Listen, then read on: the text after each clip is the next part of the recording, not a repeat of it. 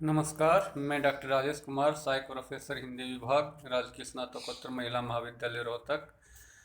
आज के इस व्याख्यान में हम बीए प्रथम सेमेस्टर में मध्यकालीन काव्य कुंज से मीराबाई के पदों की व्याख्या करेंगे। 12 पदों की व्याख्या हम पिछले व्याख्यानों में कर चुके हैं। इस व्याख्यान में हम 13वें पद से शुरू करते हैं।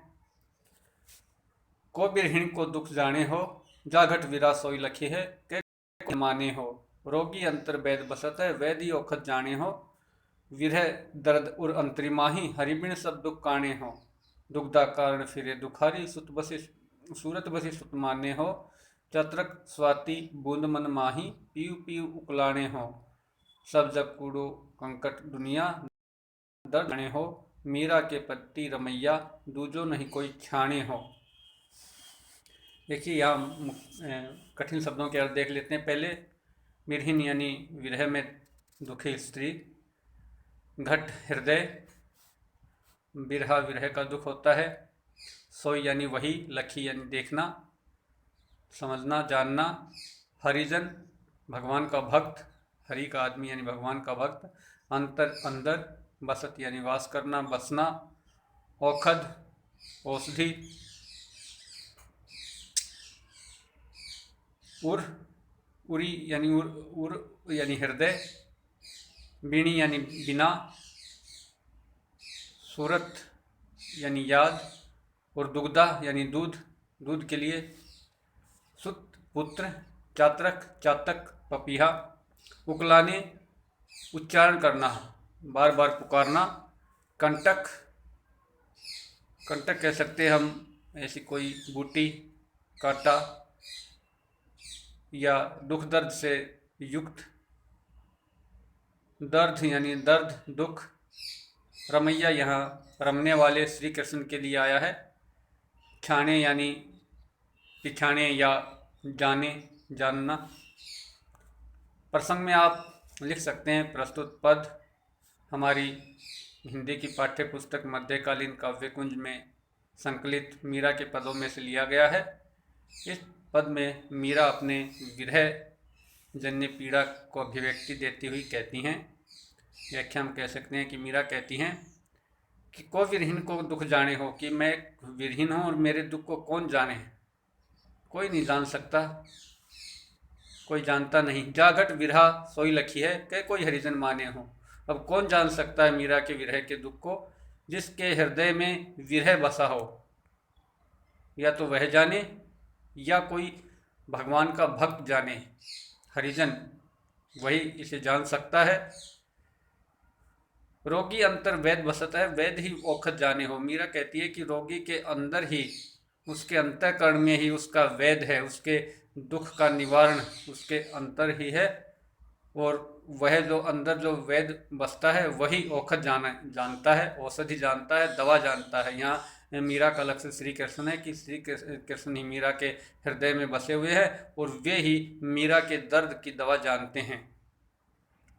विरह दर्द उर अंतर्माही, हरिबिन सब सुख काणे हो। मीरा कहती हैं कि विरह का दुख मेरे हृदय के अंदर समाया हुआ है, बसा हुआ है, और सब दुख सब सुख काणे हैं यानी अधूरे हैं। किस हरि के बिना, हरि बिनी, हरि के बिना मेरे सब सुख अधूरे हैं। हरि के बिना मुझे कहीं सुख नहीं मिलता, सभी सुख अधूरे हैं। दुग्धा कारण फिरे दुखारी, सूरत बसी सुत माने हो। यहाँ हम गाय के लिए भी इस पंक्ति को ले सकते हैं कि जिस प्रकार कोई दुधारू गाय वन में चरने जाती है, लेकिन अपने सुत यानी दूध पिलाने के लिए दुखी रहती है, उसकी सूरत, अपने बछड़े की सूरत उसके हृदय में बसी रहती है, लेकिन फिर भी उसे वन में चरने के लिए जाना पड़ता है, लेकिन उसका मन बछड़े में बसा रहता है, उसे दूध पिलाने के लिए चिंतित रहती है। चातक स्वाति बूंद मन माही, और चातक के मन में स्वाति की नक्षत्र की में होने वाली वर्षा की बूंद ही बसी रहती है, और उसी के लिए वह पीयू पीयू उच्चारण करता रहता है, पीयू पीयू की रट लगाया रहता है, यानी पपीहा पिया पीयू पीयू बोलता रहता है। स्वाति बूंद नक्षत्र की बूंद के लिए वो तरसता रहता है। इसी प्रकार मीरा का मन श्री कृष्ण में लगा हुआ और वे उसी के लिए वे व्याकुल हैं। सब जग कूड़ो कंकट दुनिया, दर्द न कोई पिछाने हो। मीरा कहती है कि ये जो सारा संसार है सब व्यर्थ है, सब कूड़ा करकट है, इसमें दुख ही दुख है, दुखों के समान है और सब व्यर्थ के व्यक्ति हैं। यहाँ कोई किसी का दर्द नहीं जानता, दर्द कोई नहीं पहचानता। मीरा के पति रमैया, मीरा कहती है कि मेरे पति तो रमैया, मुझ में रमे हुए भगवान श्री कृष्ण ही हैं, उसके अतिरिक्त दूजो नहीं कोई छाने हो। मैंने किसी दूसरे को नहीं जाना, दूसरे को मैं नहीं जानती। तो इसके विशेष में आप लिख सकते हैं कि मीरा ने यहाँ कहा है कि उसकी विरह जन्य जो पीड़ा है उसे श्री कृष्ण ही जान सकते हैं, उन्हीं की दी हुई पीड़ा है और वे ही उसका हरण कर सकते हैं, वे ही उसके वैद्य हैं जो उस रोग का निवारण कर सकते हैं। इसमें आप देखिए मीरा के भावों के अनुकूल सहज सरल भावयुक्त राजस्थानी है, जिसमें ब्रज भाषा के भी शब्द मिले हुए हैं। तत्सम तद्भव दोनों प्रकार के शब्द हैं। इसमें देशज शब्द भी आप कह सकते हैं। प्रसाद माधुर्य गुण इसमें व्याप्त है। इसमें देखिए अनुप्रास अलंकार भी है, एक प्रश्न आकुलता है तो प्रश्न अलंकार भी आप लिख सकते हैं, रूपक अलंकार भी है और दृष्टांत दिए हैं मीरा ने चातक का या दुग्धा का, तो इस प्रकार दृष्टांत अलंकार भी इसमें आप बता सकते हैं। भक्ति विषयक पद है, शांत रस कह सकते हैं और गीति शैली का इसमें प्रयोग हुआ है। अगला पद देखिए, पतिया मैं कैसे लिखूं लिखियो रे न जाए, कलम धरत मेरो कर कंपत है, नैन रहे झड़ जाए, बात कहूँ तो कहत ना आवे, जीव रहो डरवाए, विपत हमारी देख तुम चाले, कहियो हरि जी सुन जाए। मीरा के प्रभु गिरधर नागर चरण ही कमल रखाए। इसमें देखिए पहले कठिन शब्द देख लेते हैं। पतिया यानी पत्री अर्थात चिट्ठी, लिखोरी यानी लिखना, लिखी, कर यानी हाथ, कंपत यानी कांपना, नैन यानी नेत्र, झड़ यानी उनमें से आंसू बहना, झड़ लगाए रहना, रहो यानी रहता है, डरवाए डरता हुआ, जीव यानी जी, विपत्ति यानी दुख विपत्ति, हरि जी यानी भगवान से, सुजाए यानी उनके सम्मुख कह देना, चरण कमल, चरण रूपी कमल रूपी चरण, कमल यानी कमल। तो इस प्रकार उसी प्रकार आप पहले पद की भांति इसका प्रसंग बना सकते हैं। प्रसंग के बाद इसके आप व्याख्या लिख सकते हैं कि मीरा बड़ी व्याकुल है और अपने प्रियतम भगवान श्री कृष्ण को वो पत्र लिखना चाहती है, लेकिन उसकी बड़ी विडम्बना है कि वो पत्र भी नहीं लिख पाती। कहती है पतिया मैं कैसे लिखूं, लिखो रे न जाए, लिखे नहीं जाता उससे पत्र कैसे लिखे। कलम हाथ में पकड़ते ही उसका हाथ कांपने लगता है और नैन है, नैनों से वो आंसू बहने लगते हैं। बात कहे तो कह नहीं सकती, उसका जी बड़ा डरता है, डरता रहता है, यानी कहा भी नहीं जाता, लिखा भी नहीं जाता। बड़ी अजीब स्थिति है मीरा की विरह के दुख में। फिर वह किसी यात्री से, किसी पंथी से कहती है कि तुमने मेरा दुख देख ही लिया है तो तुम जाकर हरिजू से बता देना, उनसे कह देना मेरी हालत, मेरा दुख, मेरी विपत्ति उनके आगे बखान कर देना, उनके आगे वर्णन कर देना। मीरा कहती है कि मीरा के प्रभु गिरधर नागर, मेरे तो प्रभु गिरधर नागर हैं, श्री कृष्ण हैं, वे ही मेरे स्वामी हैं, और उनसे कहना कि वे मुझे अपने चरण कमलों में ही रखें, चरण कमलों में मुझे वे अपनी शरण दे, या मैंने अपने आप को भगवान श्री कृष्ण के चरण कमलों में ही अर्पित कर दिया है। इसके विशेष में आप देख सकते हैं, यानी विरह का संदेश मीरा भेजना चाहती है किसी संदेश वाहक के हाथों, उसमें विरह अनुभूति अपनी वो प्रकट करती है। सहज सरल भावों को अभिव्यक्ति देने वाली राजस्थानी और ब्रज भाषा का इसमें मिश्रण है। तत्सम तद्भव शब्द है, प्रसाद गुण है, अनुप्रास अलंकार है और विरोधाभास अलंकार भी इसमें आप कह सकते हैं, क्योंकि कुछ कहने में नहीं आता, कुछ कहा नहीं जाता, लिखा नहीं जाता। शांत रस है और गीति शैली का इसमें प्रयोग हुआ है। संबोधन शैली भी इसमें आप लिख सकते हैं, संबोधित करती है वो किसी संदेश वाहक को। इसके बाद अगला पद देखते हैं। री माँ बैठ्या जागा जगत सब सवा, विरहीन बैठ्या रंग महल माँ, नैन लड़ा पवा, एक बिरहीन हम ऐसी देखी असुन की माला पोए, तारा गणता रैन विहाना, सुख गढ़ियारी जोवा, मीरा रे प्रभु गिरधर नागर, मिल बिछड़िया ना होया। इसमें दुखी है, रो रही है, तो वही आप प्रसंग बना सकते हैं। इसके बाद व्याख्या में आप देखते हैं कि मीरा कठिन शब्द देख लेते हैं। व्याख्या से पहले हम री महा यानी मैं, री यानी संबोधन है किसी अपनी सहेली सखी को, सोवा यानी सोता है, रंग महल अपने महल में, नैन यानी नैन नेत्र, लड़े यानी लड़ी, पौवा यानी पोती, माला में पोए जाते हैं मोती, उसी प्रकार मीरा अपने आंसुओं की वो लड़ी पो रही है, आंसुओं को की माला बना रही है। गणता यानी गिनते हुए, रैन यानी रात्रि, विहाना यानी बीत गई, सुख घड़ी यानी सुख की घड़ी, सुख का समय, जोवा यानी इंतजार करना, बाट देखना, प्रतीक्षा करना, मार्ग देखना। तो इसकी व्याख्या हम कह सकते हैं मीरा बड़ी दुखी है और वह संबोधित करते हुए अपनी सखी को कहती है, री माँ बैठा जागा, कि मैं तो बैठी जागती रहती हूँ और सारा जगत सोता रहता है। मैं विरह में दुखी हूँ, मुझे नींद नहीं आती, जागती हूँ। विरहीन बैठा रंग महल मां नैन लड़या पोया, मैं तो ऐसी विरहिनी हूँ जो अपने महल में बैठी और दुख में रोती रहती हूँ। अपने आंसुओं की माला, नेत्रों से जो आंसुओं की एक लड़ी, एक झड़ लगा रहता है आंसुओं का, यानी आंखों से आंसू बहते रहते हैं। मेरे रूप में आप एक ऐसी विरहिन देख सकते हैं, एक ऐसी विरहिन हूँ मैं जो आंसुओं की माला पोती है। तारे गिनते हुए मेरी रात बीत जाती है और सुख की घड़ी का मैं इंतजार करती हूँ, सुख के समय का इंतजार करती हूँ।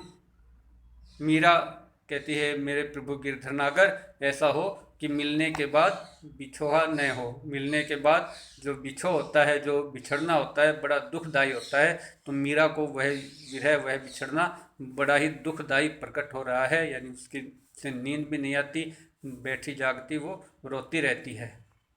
विशेष में आप यही लिख सकते हैं, सहज सरल भाव के अनुकूल, राजस्थानी और ब्रज भाषा का मिश्रित रूप इसमें है, तत्सम तद्भव शब्दावली है, प्रसाद और माधुर्य गुण हैं, अनुप्रास अलंकार है, विरोधाभास अलंकार भी इसमें आप बता सकते हैं,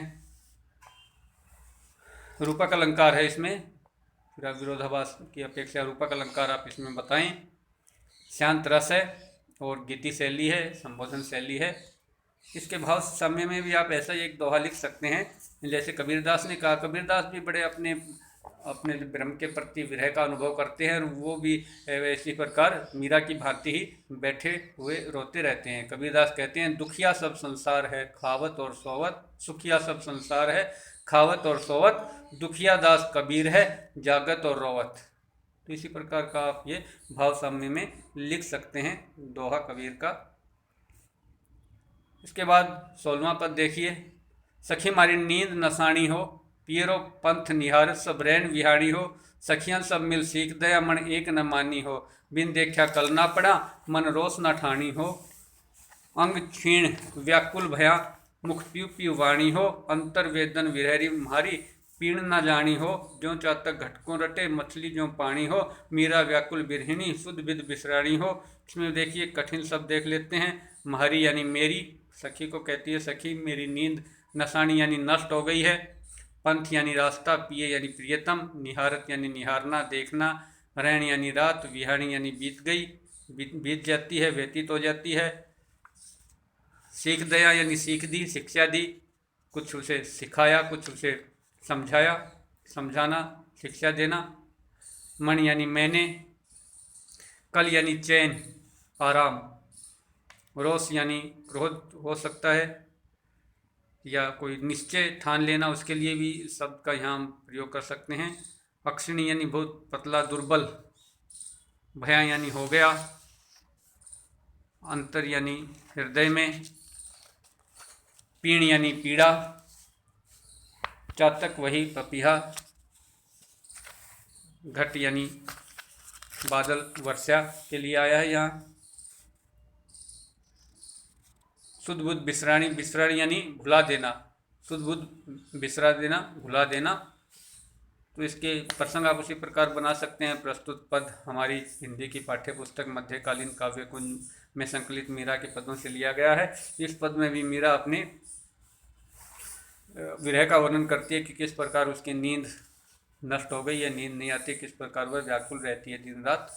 उसी का इसमें वर्णन है। मीरा अपनी किसी एक सखी या सहेली को संबोधित करते हुए कहती है, सखी, भगवान कृष्ण या मेरे प्रियतम के विरह में मेरी नींद नष्ट हो गई है। मैं अपने प्रियतम का रास्ता, उसके आने की बाट निहारती रहती हूँ, देखती रहती हूँ और सारी रात बीत जाती है, या सारी रात मैं उनका रास्ता देखते देखते ही बिता देती हूँ। सभी सखियों ने मिलकर मुझे सीख दी। मीरा कहती है, सभी सखियों ने मुझे सीख दी, मुझे शिक्षा दी, मुझे बहुत समझाया, लेकिन मैं क्या करूं? मुझे एक भी सीख अच्छी नहीं लगती।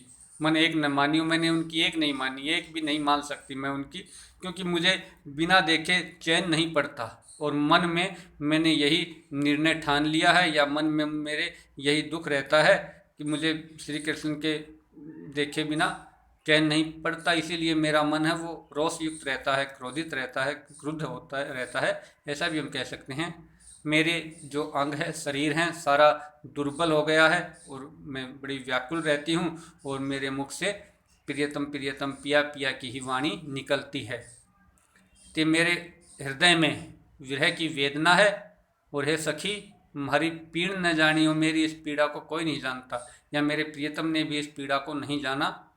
जिस प्रकार चातक है वो घटकों रटता रहता है, यानी वो वर्षा के लिए वो निरंतर उसे पुकारता रहता है, बादल को पुकारता रहता है पीऊ पीऊ के स्वर में, और मछली है वो पानी में ही कोई याद करती है, या पानी ही उसका जीवन है, तो पानी की ही रट वह लगाए रहती है।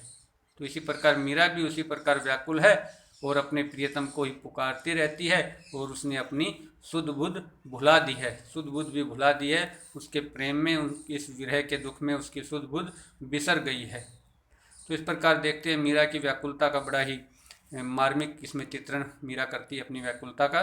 सहज सरल मीरा की भावों को अभिव्यक्ति देने वाली ही राजस्थानी और ब्रज भाषा मिश्रित इसकी भाषा है। इसमें आप तत्सम तद्भव दोनों प्रकार के शब्द देख सकते हैं। देशज शब्दों का प्रयोग भी मीरा बहुत करती है, जो क्षेत्रीय शब्द हैं वे भी इनके पदों में आए हैं। प्रसाद और माधुर्य गुण हैं, अनुप्रास अलंकार है, पुनरुक्ति प्रकाश अलंकार भी आप लिख सकते हैं, उदाहरण अलंकार भी है, यहाँ चातक और मछली आदि का उदाहरण दिया है। शांत रस है, भक्ति विषयक पद है तो, और गीति शैली का इसमें प्रयोग है। उसके बाद अगला पद देखिए, 17वां पद, हमारे घर होता आजो महाराज, नैन बिछासों हिवड़ा डासों, सर पर राखो विराज, पावड़ा मारो भाग संवारण, जगत उदाहरण काज, संकट मेट्या भक्त लणारी, थाप्या पुनर्या पाज, मीरा रे प्रभु गिरधर नागर, बांग हैरी राज। तो इसमें भी कठिन शब्द देख लिए, हमारा यानी मेरे या हमारे, बिल्कुल देसी शब्द है, हमारा देसी बोली में बोला जाता है। हिवड़ो यानी हृदय, पावड़ा कहते हैं अतिथि या बटेउल, जैसे हम अपनी हरियाणा में कह देते हैं अतिथि या इस प्रकार का मेहमान।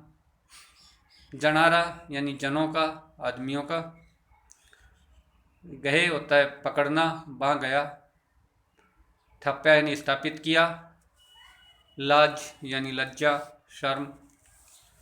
तो इसका उसी प्रकार पिछले पद की भांति आप इसका प्रसंग बना सकते हैं। उसके बाद इसमें आप कह सकते हैं, यहाँ मीरा है वो अपने भगवान अपने प्रियतम श्री कृष्ण को ही संबोधित करते हुए कहती है कि हे महाराज, एक बार हमारे घर आ जाओ, हमारे घर होता आ जाओ, हमारे घर आ जाओ, मेरे घर आ जाओ, मैं तुम्हारा स्वागत करने के लिए बड़ी व्याकुल हूँ, है ना। नैन बिछा दूंगी तुम्हारे रास्ते में, यानी नैन बिछाना मुहावरे का बड़ा सटीक प्रयोग किया है। हृदय को डाल दूंगी, तुम अपना दिल तुम्हारे रास्ते में समर्पित कर दूंगी, और तुम्हें सिर पर विराजमान करके रखूंगी, तुम्हें सिर पर धारण करूंगी। हे पावड़ो, हे अतिथि, तुम मेरे भाग्य को संवारने के लिए, मुझे सौभाग्यशाली बनाने के लिए और जगत का उद्धार करने के कार्य से आप आ जाइए, यानी धरती पर आ जाइए या अपना रूप प्रकट कीजिए, ताकि मेरा भी भाग संवर जाए और जगत का भी उद्धार हो जाए। क्योंकि आप संकट मेटा भक्त जनारा आपने, क्योंकि सभी भक्तों के आप संकट मेटते हैं, मिटा देते हैं, नष्ट कर देते हैं, और पुण्य का आप स्थापना करते हैं। पुण्यों का आप इस प्रकार पुण्यों की स्थापना के लिए, ताकि सभी सुखी हो सकें।